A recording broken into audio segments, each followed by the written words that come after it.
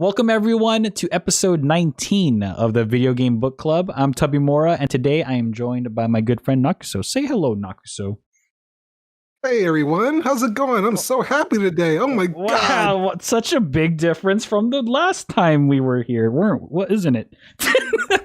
Which dehydrated. Oh yeah, that's definitely the reason why we sounded so. We actually sounded listening back to it, he sounded pretty sad in the other recording. But anyways, we're going to be focusing on Bowser's Fury, and this was an additional game that was bundled with Super Mario 3D World for the Nintendo Switch. Bowser's Fury was developed and published by Nintendo and was originally released on February 12th, 2021. And of course, if you would like to see what our thoughts were on Super Mario 3D World, feel free to check that out in our separate video, and feel free to get the pitchforks out for that one too, because we said some things. It's not a bad game. We're just throwing that out there. But yeah, for this video, we are going to be focusing purely on Bowser's Fury, since we both believed that this deserved its own discussion video. So, on Bowser's Fury's official website, can't speak today, it reads, quote, "It's like a real catastrophe. In this free-roaming adventure, you'll travel to various islands in Lake Lapcat to collect cat shines to reignite lighthouses and clear darkened terrain. Watch out for Bowser, though." But that's how the website describes the game. How would everyone here describe the game? Question 1. Describe the game in one sentence. So I would describe this game as 3D Mario in its purest form, and oh my god, it is so good. Plus, Godzilla Bowser versus Super Saiyan Cat Mario. I mean, who wouldn't want to see that next? For me, I would say this game is like taking the power-ups and mechanics of Super Mario 3D World, refine them, make it an open world, and throw in a little kaiju. You got yourself one heck of a different and unique game. Oh, kaiju. Tasty. Next. Question 2. What are 3 things you liked about the game?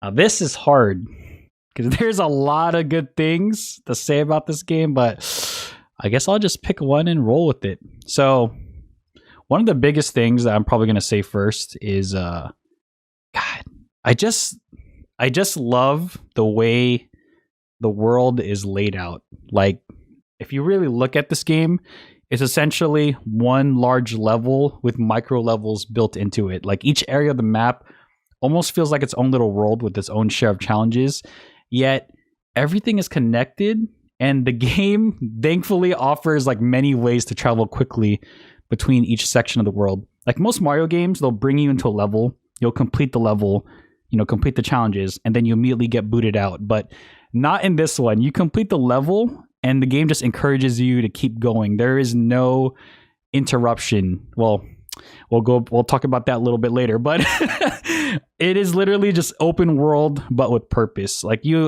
you're presented with a challenge, it's put in your face, and you just have to overcome it. And I love the way everything is set up, the world is laid out, and it slides you from one challenge to the next. And the best way I can describe this for anyone who has ever played the game is it is very similar to that feeling of Banjo-Kazooie when you first play it, like especially like the first couple of worlds of Banjo-Kazooie. It's just everything is so tightly, knitly designed, and it's designed in a way to bring you from one area to the next, and you just keep playing, and the next thing you know, you've beaten the game.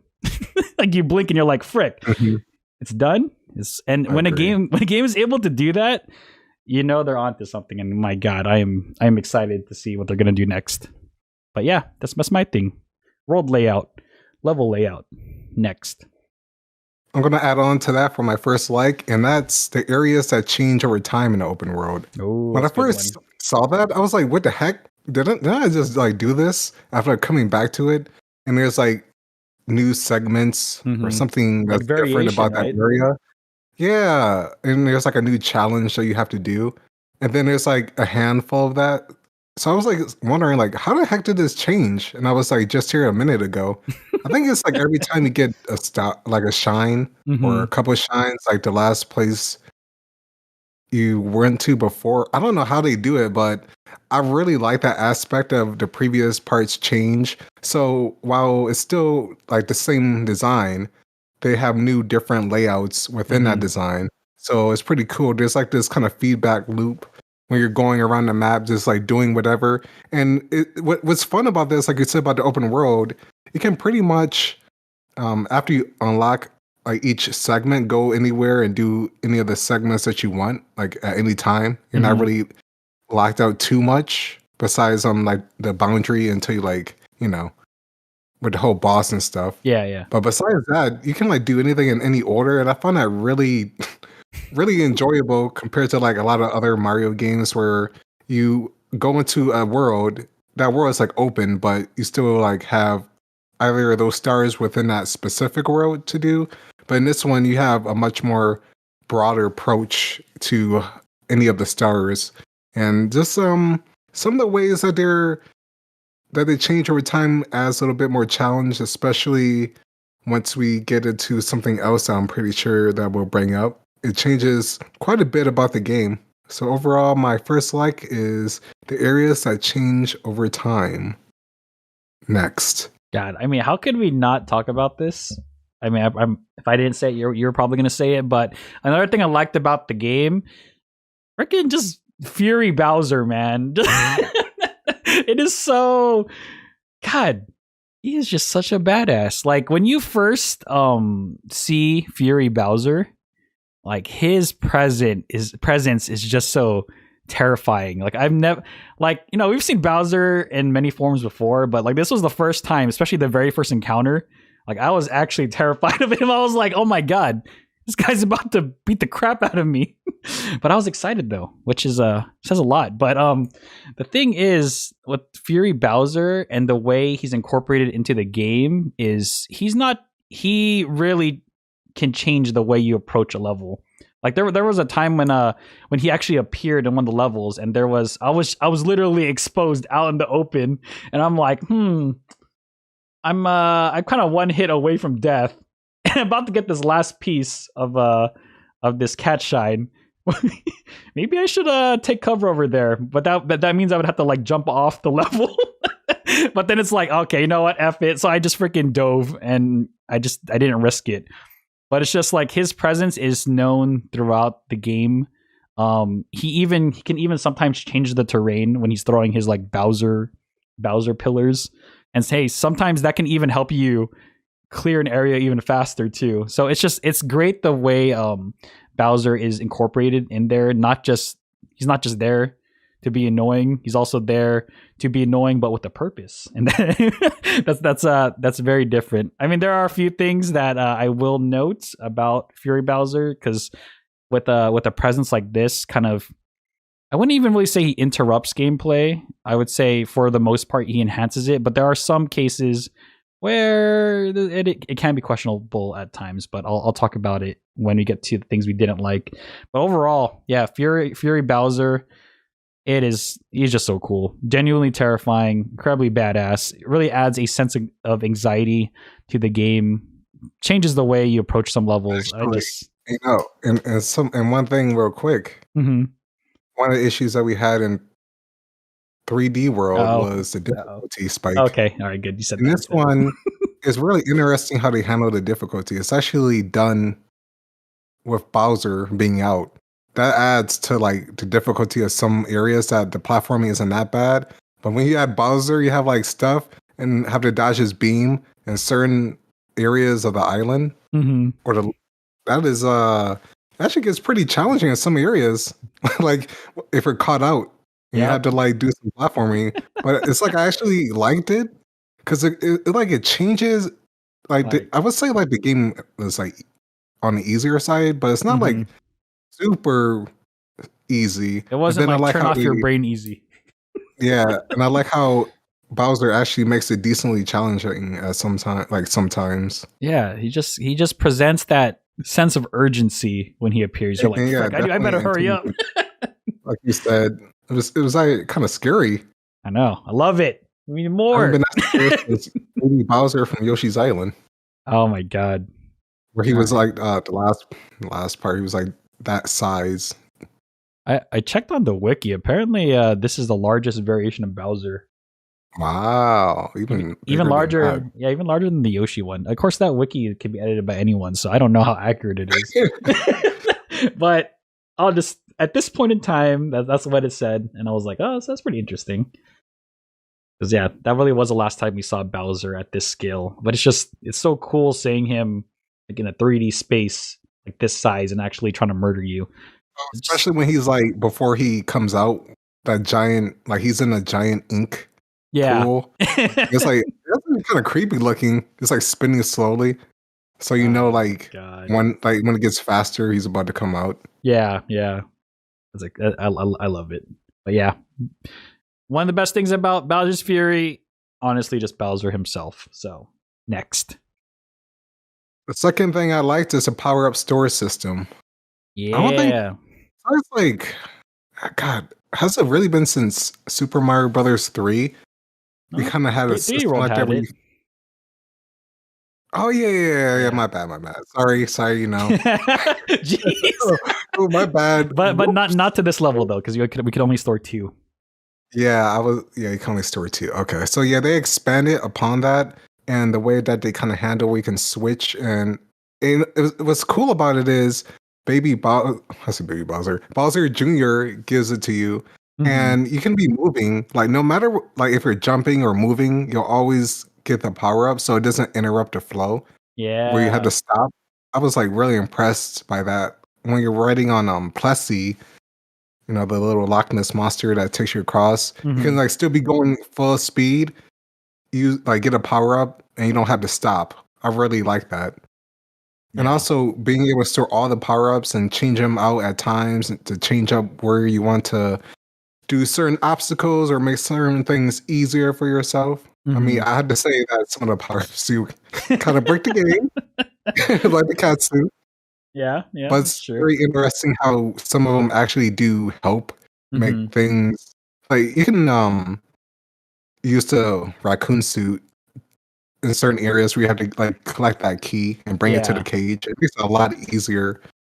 Or if you have to like get a cat and bring it back to the mother, certain power-ups can make that easier. I just like the way they incorporated the power-ups to make them more useful in a sense. I mean, they were useful in 3D World, but I think they definitely stepped it up. Yeah. In terms of wanting to switch out different power-ups for different situations. Yeah, and the thing is like the way the power-ups are presented too, it's like they're useful and essential, but they're not like required, if you noticed. Like there was always a way to like get past this area. Like you could even do it with just normal Mario. But yeah, having those extra power-ups and can really like changing your gameplay up can really make it easier. And which brings me to another point too, like I want to add on to this is that's what a lot of these kind of trampling on people's childhood. It's fine. But like with games like Banjo-Tooie and Donkey Kong 64, right, when you had to like swap between chimps or change into different forms, like that was probably one of the most annoying things about those games was you had to literally stop what you're doing, find a way to get to that pad or wherever to transform, and then you continue the gameplay. Here, it's just like, nope, you literally have it at the palm of your fingertips. You need something, press a button, it's yours. Feel free to stock up on what you need. And it's just like, it's great, like the way they laid it out. I'm glad they took this approach. So, yeah, good stuff. That's for me. Next. All right, last thing I would probably have to say. Okay, so Naxo did mention it, and I thought, no, this is actually a pretty big thing. So I really like this. I really like how they implemented Plessy in the game. Like Plessy is always there when you need him, no matter what. Like the game knows what direction you're heading, or if you're near a body of water, and Plessy will just show up. And I am so grateful for that. Yeah, you don't have to like go to that specific dock in order to get on her. Yeah, Plessy is just, and it's so strange because yeah, in essence, Plessy is very slippery to control, but it still felt so good to control. Like it didn't matter if it was in the water, and what was great was you can actually control Plessy on land too, and it can actually just break things on land. I'm like, geez, this is exactly what we're looking for when it comes to like these kind of 3D platformers. Just that freedom of movement. It just felt so good to actually travel and traverse this world. And Plessy just made it 200% more better, especially traversing all the water. Like it was great. So I was surprised when we could go on land. I thought they would like throw you off or something. I know. Oh, thank God they didn't. So freaking kudos to you guys. Plessy, freaking love you. So next. For my last one, we talked about this off camera or off video. It was the post game, ease of collecting everything. This one was really surprising. After you beat the game, you're allowed to teleport to the various areas that you completed, and it makes it so much easier to travel around. I mean, it's already pretty easy with Plessy. I didn't really have an issue, but the way you can just teleport directly to that spot and continue collecting everything that you missed was really surprising to see, but a really welcome change. And I think this is the first Mario game that did that, right? If I'm not mistaken. Where you can... Like 3D Mario game? No, they had an Odyssey. Okay, my bad. Sorry. I'm a big fan. I didn't do the post game of Odyssey. No, they even had it in normal levels too, in Odyssey. Uh-oh. Exposed! I did finish the game, I promise. I don't remember teleporting. Oh, you can you can teleport. I mean, you have like certain areas you can teleport to, but yeah, you could teleport. Wow. I guess I never used it then. Oh. That's unfortunate. Wow, I'm getting exposed today. Uh-oh. So anyway, like I was saying, being able to teleport, yeah. How did you feel about that? You know what, to be honest, that was actually going to be one of my cons was you couldn't teleport. But, after you finish the game, spoiler alert, you can teleport. That I was like, I can see why they saved it till after the game, because it's just like the game wants you to keep moving forward, like, progress, see everything as much as you can, and then end the game, but giving you that freedom post game to explore, and then creating more flexible options for you to explore. I thought it was great. I can understand why they want to hold off on the teleporting, because they really wanted you to just explore, with Plessy, with those little tubes that launch you, and it was good. It all plays with the whole layout thing, and it was a really smart decision on their part. I don't know how well it would have worked if the world was much larger, but for what this game, for the scope and scale of this game, I think it was fine, to be honest. So I think they did I think it was a good decision on their part. But yeah, that's it for me. That's my third one. How about you? Next. Oh, I think that was also my. Oh wait, no, man. Yeah. So I think we're on the next question. I think it was like, yeah, there's like so many likes that I had. I mean, if you want to add more, feel free. How about one more? Yeah, go for it. All right. What I liked was the movement. Yeah. I think part of this is like coming from, it's not as good as Odyssey, but after coming from 3D World, like the movement where I found issues with the floatiness from the port, it seems they fixed it in Bowser's Fury. Especially I like how it actually looks like a normal Mario game. I thought it would be an overhead game. Because before I played it, I didn't see anything like gameplay related to this. So I went pretty much blind. So it was pretty cool seeing like the camera actually just being like a standard 3D Mario game. And then the physics pretty much almost close to Odyssey. And allowing the, if you have depth perception, I didn't actually have it this time, since you can actually move the camera around. And the way that Mario moves is pretty good. Just like being able to use your power up in the air or just stopping yourself. Yeah. Jumping down to Plessy from heights. It actually looks like it kind of slows down your jump momentum when you fall from a giant height so you can land more accurately on areas, which was nice. And then also combining the power-ups that we had in 3D World in this different environment and space was pretty fun. Just like switching, running across everything, jumping off areas. It's very good. Like really surprising that they went out of their way to actually change the physics and stuff from the port. So they definitely took care in actually making the game feel like a shorter version of a standard 3D Mario game. Yeah, and just like really fine tuning everything. Mm-hmm. It was great. All right, I'm done.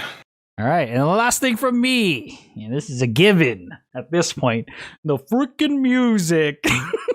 It's all these songs. My God, like this soundtrack. I enjoyed Odyssey's soundtrack, of course. Jump Up Superstar. It's a classic at this point. But man, some of these songs like Mount Magmeow and Crisp Climb Castle when they're doing the waltz music, I was like, shoot, stuff's good. Stuff's real good. And the fact that we're not lingering too long in these areas, just it made it hit even harder. Like I didn't get tired of it.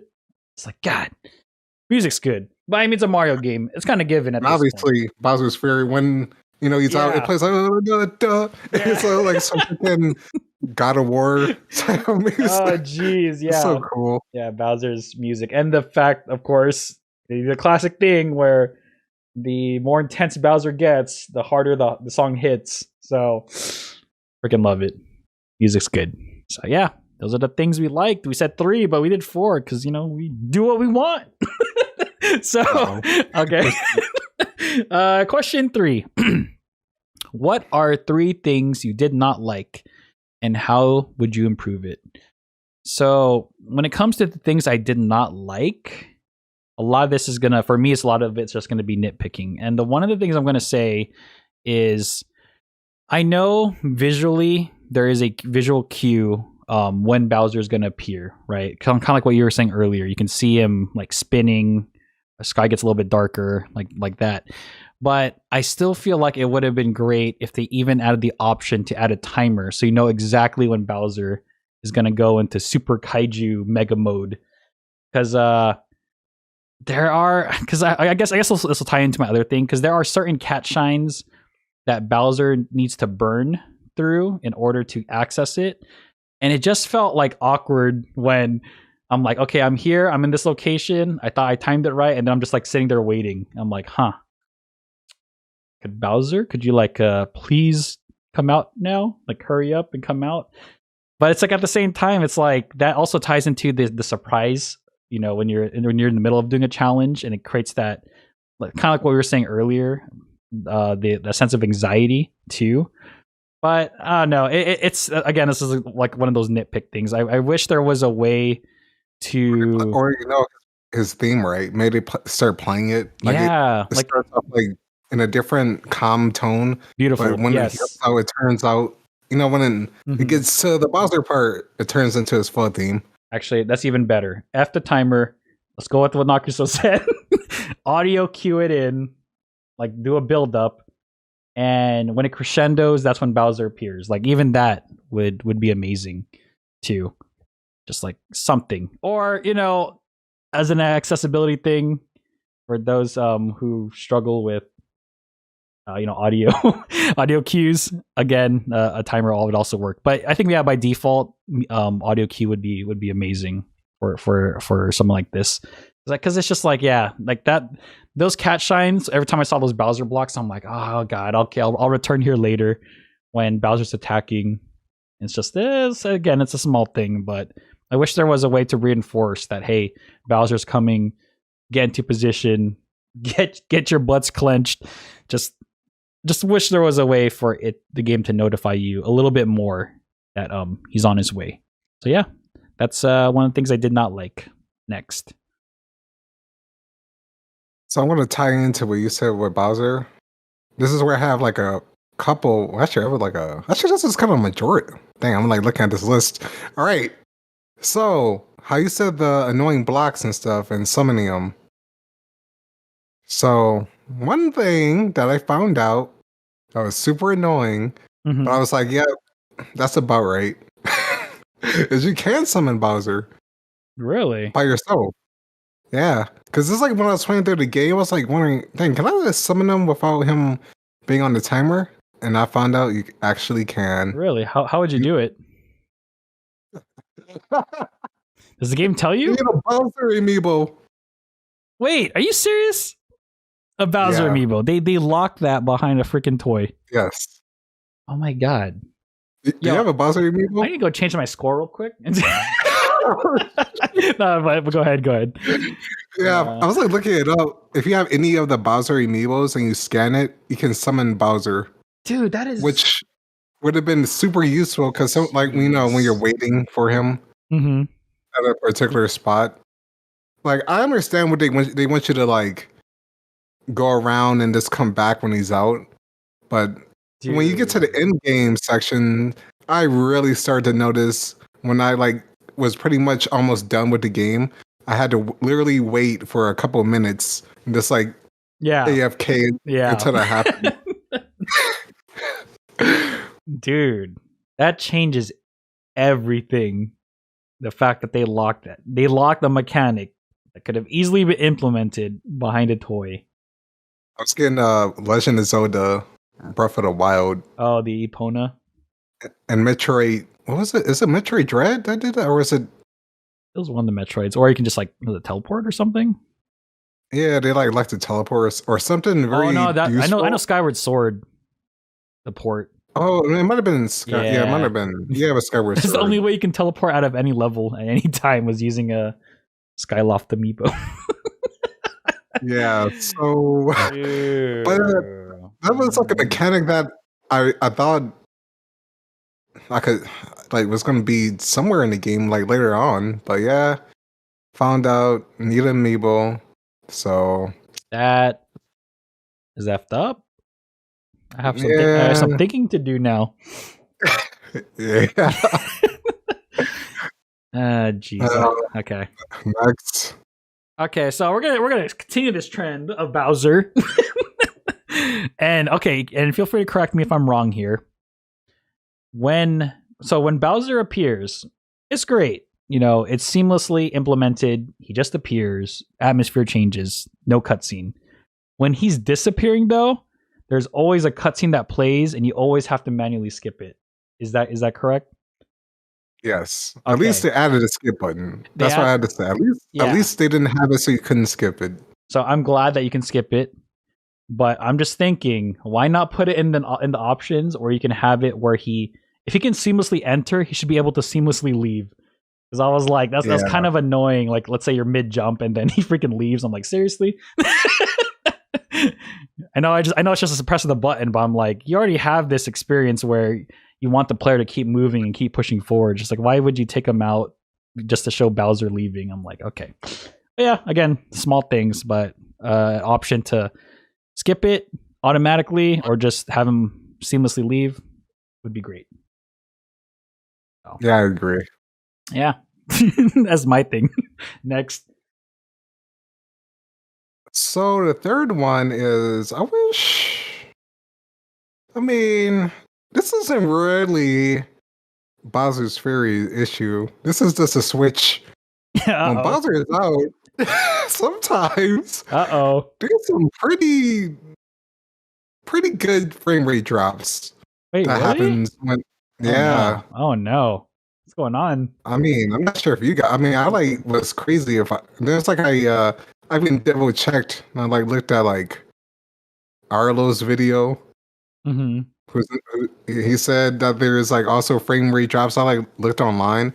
It's like it says certain parts of the island when a lot of stuff is happening and getting destroyed. So it's like it's not like constant, but it's like every so often. It's not Hyrule Warriors. No. Okay. Not like, but it's like still distracting to a point. Sometimes when I have Bowser, I don't know. It's like when a lot of stuff is being destroyed by the fire coming out of the sky. There can be some stutters. I'm not sure if you ran into that.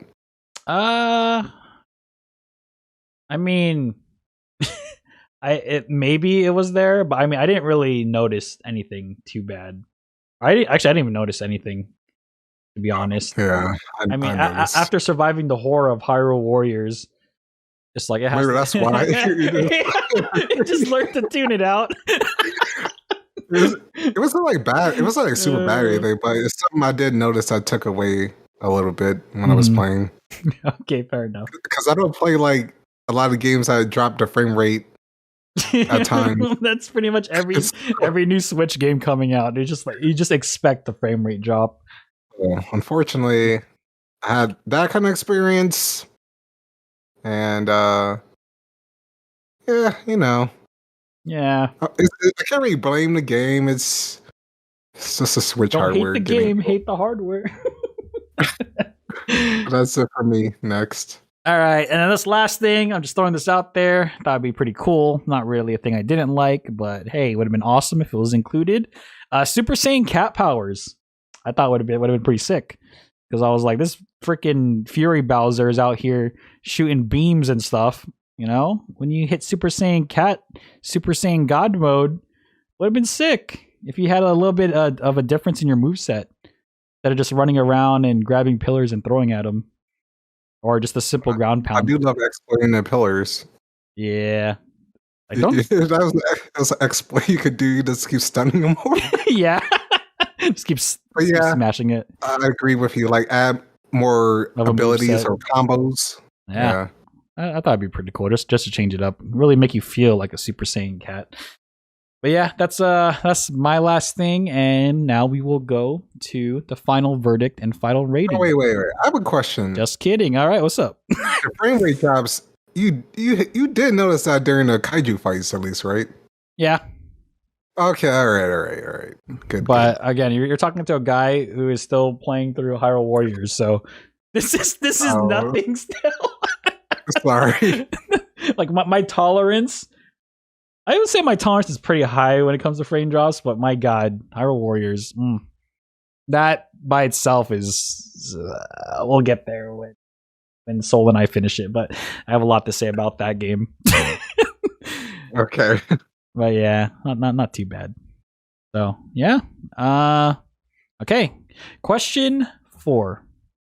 What is your final verdict and final rating from 0 to 10 using a 0.5 scale? Honestly, I sincerely hope, really, really hoping that like Bowser's Fury really does become the foundation for what the next Mario game will become. Because like it's the tight and focused level designs, gameplay with a lot of emphasis on movement and exploration. And most importantly, that probably the biggest thing that really impacted me for Bowser's Fury was like the game refuses to take you out of the action with how everything is laid out. It's like it's one challenge to the next, one level to the next, without actually having to open up a hub world. And it's interesting because Mario Odyssey does that for the most part, but a lot of the stars you get, they're kind of just given to you. Like this one they're literal challenges that you have to overcome, like really small miniature challenges. And I just love the way that's laid out. That was one of the reasons why I love Super Mario Galaxy so much too. Yeah, the game was linear, but like the challenges were always so fun to beat. It made each star worth it, right? Yeah, like you earned it. and for many of the stars here in this game, like I wouldn't say it was incredibly difficult, but it was also many times it was not a walk in the park. Like you actually had to try. And you know what? In a Mario game, 3D Mario game, that's all I'm really asking for.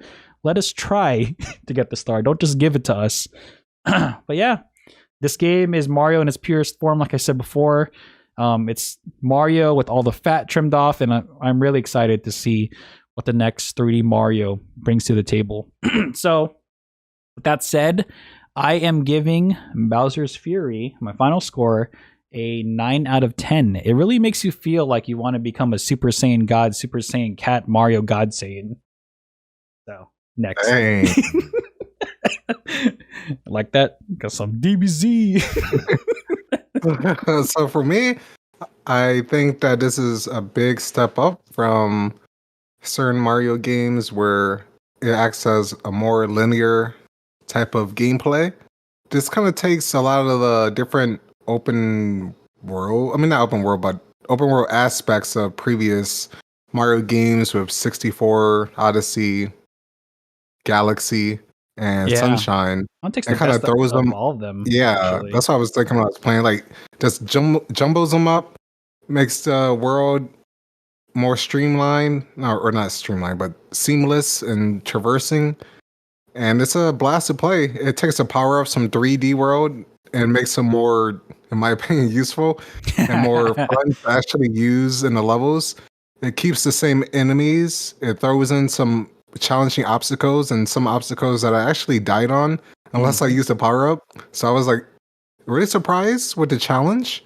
There are some annoyances with Bowser and him coming out and certain things having to be destroyed by him. But like you said, it's a good blueprint, and I hope they definitely for the next major project hone in on it. And I can't imagine how awesome a Mario game that takes what it has from Bowser's Fury and makes it even better into its own package for either on, I guess, maybe the next system that comes out for Nintendo, which will be sick. Mm-hmm. I enjoyed my time with this game. I enjoyed it so much that I 100%ed it. So, like, I had to like it if I like went back and did all the content. With that, I am giving this game, despite that, like, it was so hard between the 8.5 and the 9. Yeah. Because of that Bowser amiibo thing. I was like, I was thinking. Ooh. But I'm still going to give it a 9. I think it's like much more enjoyable for me than 3D World itself. So I feel like an 8.5 is too little of an arch between the two. So a 9.0. It really made me feel like a kaiju. Nice. All right. So with that said, Bowser's Fury gets our final average rating of 90% or 18 out of 20. So yeah, I mean, it really says a lot with how short the game was. I mean, it was technically packaged with a more quote unquote complete game, but let's be honest, a lot of people bought Super Mario 3D World to play Bowser's Fury. But yeah, Bowser's Fury, like Onaxo was saying, it is a short game, but what it sets out to do, it does very well. And yeah, if you're a big Mario fan, don't pass this up. Especially if you haven't played Super Mario 3D World. I know we were ragging on it a little bit in the previous discussion video, but again, it's not bad. Again, if you have a few friends to play with, it can be a pretty good time. But yeah, that is it for Bowser's Fury. But now it is time for the bonus mystery question. A bonus mystery question was prepared ahead of time, but no one knows who or what will be asking the question. I mean, bonus mystery question asker, ask us your question. And the bonus mystery question asker is me. Who would have thought? I know, right? It's a 50-50 chance. Who could it have been?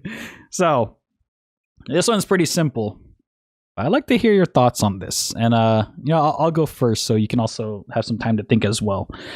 So the bonus mystery question is, who else from the Mario universe would you like to take on, or like to see take on a Fury form similar to Bowser? So just picture Bowser from Bowser's Fury and then apply that to another Mario character. Who would you like to see? And I'm sorry, but I'm going to probably say the most obvious answer first, and that's probably going to be Donkey Kong. I mean, you already have freaking Bowser, Kaiju, Godzilla, so it makes sense. DK, Donkey Kong, King Kong would make the most sense. And in terms of how he would he would attack you, I mean, there's only one way he could do it, and that would be throwing freaking giant barrels at you. But to change things up, what would be cool is when he throws the barrels at you, maybe different things could actually pop out of the barrels. Like maybe bomb bombs could come out of the barrels, or maybe random power-ups or enemies can be coming out of the barrels. Just to add that like little surprise mechanic, because EA loves that stuff. Okay. Little surprise mechanics out of every single... So it's like a loot box, but it's actually free. So it's part of the game. Wow. Yeah, and I think it'd be pretty cool. And then maybe, hey, why not team up instead of Bowser Jr.? Team up with Diddy Kong or something. I don't know. Go wild, go bananas. So I think it'd be pretty cool to see DK in this Fury form, because I remember when Bowser's Fury first popped out, people were going crazy. Just not even like, yeah, the gameplay was cool, but just seeing the designs of Super Saiyan Mario Cat and Bowser, Kaiju Bowser. People were going wild about that, so I think it would just be pretty sick. saying DK as the King Kong of Bowser's Fury. So yeah, that's mine. Next. This is easy. All right, what you got? This is going to be symbolic, and a lot of people will relate. How about if the next kaiju, or at least one of them, I actually would like that. Then you can make a whole video on like if they made another one. But Top anyway, tier kaijus. they can make a. Okay, anyway, all right. Luigi as a kaiju. Really? Yeah. Okay, all right. Explain. About becoming like Mario, fighting your brother. Oh shoot! He has the high ground. And then like having this, symbolic showdown, and then like him kind of what's the word? Feeling like what's the word? Who, Mario or Luigi? Luigi feeling ashamed, like how this enhances your powers. Yeah. What if feels ashamed of all the times that he feels like left out and stuff. So he actually like jealousy. This whole story like this takes place between brother and brother. This emotion. It's intense. Yeah. Then he has this moveset from Luigi's Mansion. Imagine that'd be creepy, like a giant vacuum. Yeah, like that'd be sick though. Like, then you have like your cat form, trying to crawl away from getting sucked up into the vacuum, or if you get sucked up, there's like a whole area inside that you can platform. That would be cool. Or you have to like hang on. Yeah, that'd be pretty. There's sick. Like a lot of, and I think it would be cool to see this how Mario would handle fighting his brother, because you never see that besides Smash Bros. And then a huge argument breaks out the end, and then there's tears and crying, and that'd be good. I like it. Yeah, I like it. That's my idea. Okay. Plus Luigi, he can kill Mario. I'm just joking. I like Mario. He can kill Mario. What if Mario impales him with the pillars? Luigi actually has a personality. Hey. You actually just revealed the plot of the Mario movie coming out this year. Ryan Reynolds Mario. You forgot? What? That's canon. Yeah, I forgot. Okay, I'm done. Oh my god! All right, and that concludes this episode of Video Game Book Club. Thank you for tuning in, and as always, everyone's links to their YouTubes, Twitches, Twitters, social media will be in the description box below. Take care, have a good one, and we'll catch you guys in the next episode of Video Game Book Club. Say goodbye, Nakuso. Goodbye, Nakuso. Goodbye, Nakuso. Track you down and hear the truth coming straight from you. Never knew where you had run, your only son. The child you never knew I could have been someone. And the only thing I'm sure I wish I never cared. If you did, you would have tried to be there.